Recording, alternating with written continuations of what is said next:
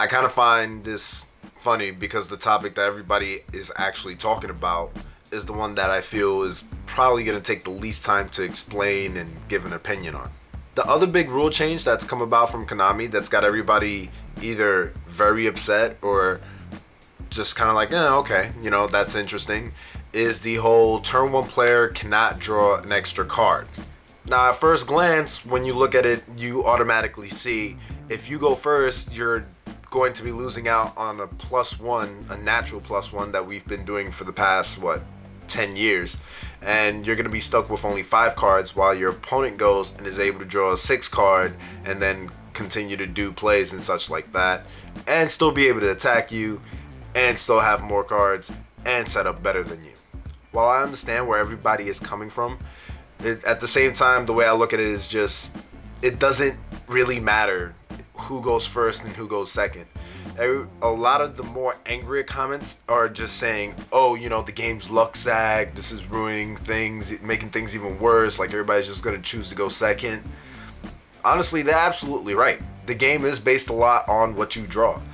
I mean, because it can go one of two ways. Either you choose to go second and you can choose to go first and not draw a card, but at least have a chance to set up if you play traps and such like that. Or you can choose to go second. But my whole thing is, what happens when you choose to go second and your opponent opens up and does something like summon Thunder King and set 4 back row, and he just happens to have his 4 back row are just gonna be, happens to be torrential, compulse, bottomless, and warning. It doesn't really matter who goes first or who goes second. It always depends on what you draw. Yes, there are some situations where you would prefer to go first because you get that setup, or you begin to create a lock and it puts you ahead. But at the same time, if your opponent has all the cards, so if you summon, let's say me, I play Bujin Yamato, and then summon Bujin Yamato, and then set 2 back row, and then end phase effect, and send the turtle, and you have the crane in hand, and then your opponent opens up double MST, you lose anyway. So honestly, it doesn't really matter who goes first and who goes second, as far as making the game somewhat fair and fixing a lot of lopsided victories. I can see why they're doing it, because if you go first and you open up and you don't draw crap, I can't tell you how many games where I draw nothing and then I draw that 6 card for turn, and it's like, oh, this hand which was completely useless is now the ultimate setup hand.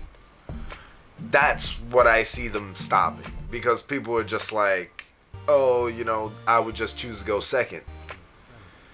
Yeah, you could choose to go second. I mean, you will be able to possibly OTK your opponent, but the way I see the game shifting now, if this rule is implemented in TCG, is people will probably start main decking Dust Tornadoes, and you'll see a lot more cards like Threatening Roars or Wabakus, just to prevent those OTKs that people are going to potentially build their decks for when they go second.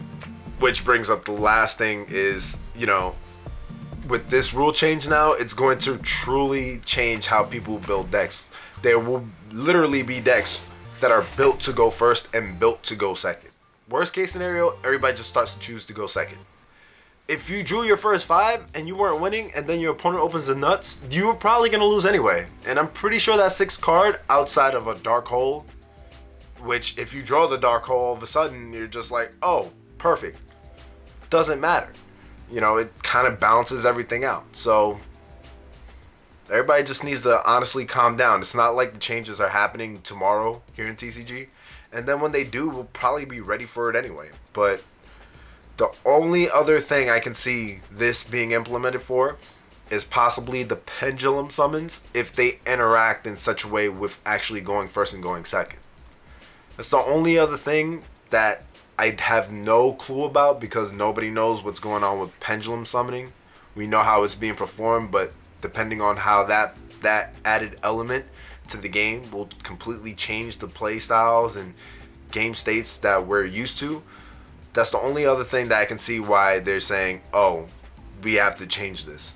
And of course, this wasn't something they just decided overnight.